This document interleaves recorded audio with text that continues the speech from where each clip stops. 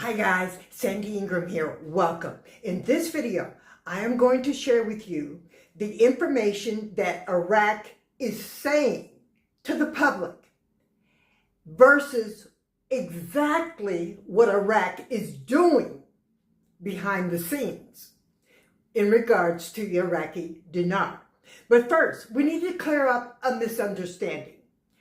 I was not joking with you in the last video when I said that the U.S. current administration released files on aliens and UFOs. And here's why this is important to our IQD investment. On a Pentagon website that looks a little more Men in Black than Department of Defense, the first batch of government files related to alien sightings was released Friday. Fox News alert, the Trump administration releasing the first batch of files related to UFOs and alien life. So is the truth really out there? Senior White House correspondent Peter Doocy joins.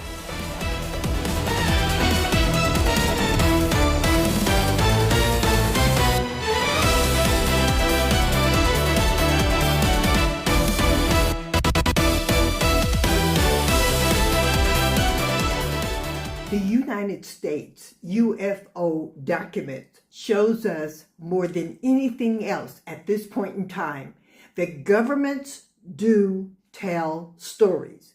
They sometimes mislead their citizens. That is the connection between UFOs and the IQD, because the Central Bank of Iraq right now, within the last 30 days, has reported that they have no intentions of revaluing the Iraqi dinar. But wait a minute. We do not report or make reports on this channel based upon what people say. We're smarter than that. We report and come to conclusions and make summaries based upon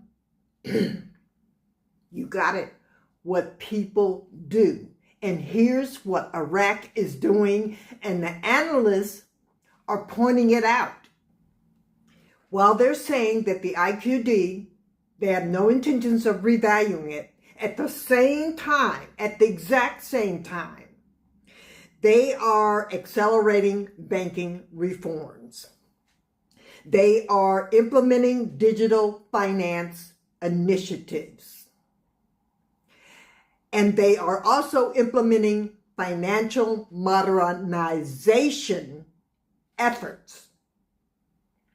Now, as far as this digital banking, digital payment system, the channel has talked to you about that in the past.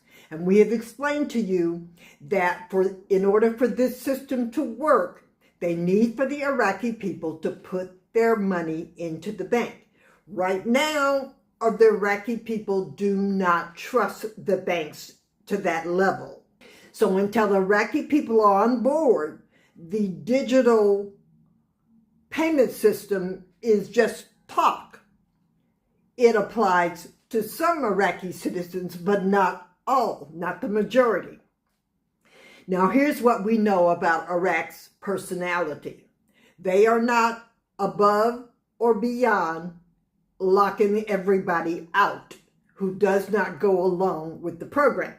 Now, if they do that, then people are going to have to make a decision about getting those banknotes from under the mattress and taking them to the bank, because then the threat would be that their banknotes would lose value.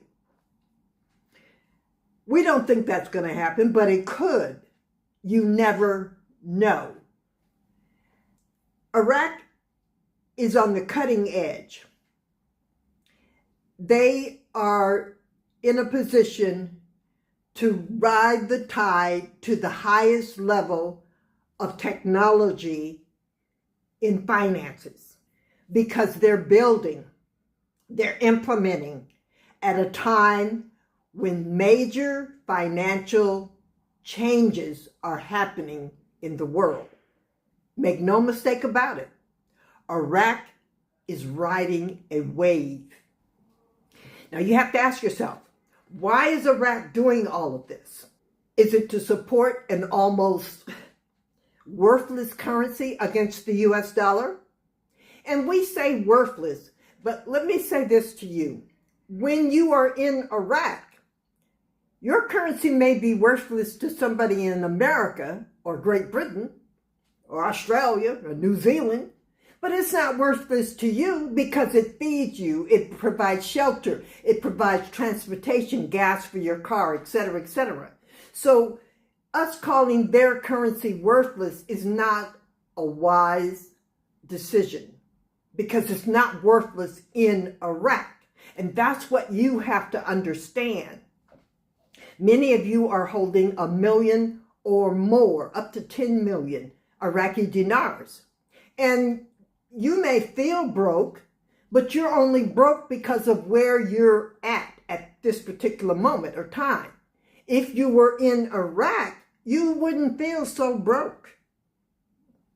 You have to keep that in mind, especially when you're dealing with international currencies. We don't think Iraq is doing all of this for nothing. In fact, we think there is a major game plan. And we think that because the analysts told us to think that. And when you can get analysts to agree on something, that's major, because analysts come from all over the world. Economists come from all over the world. And they all have different ideas and thoughts about how things will shake out. We don't know which path Iraq is going to take. We do know that there's billions and billions and billions of dollars at stake. Analysts say Iraq is gearing up to become a major financial, economic, and transportation hub. Now, don't fool yourself. When Iraq's currency increases in value, so will the economics of the Middle East. So wise people in the Middle East are pulling for Iraq's currency and the country of Iraq, because Iraq really is in the center of the Middle East. Now, they have some strange laws on the books, and hopefully we can all work through this and bring the Iraqis into the 21st century.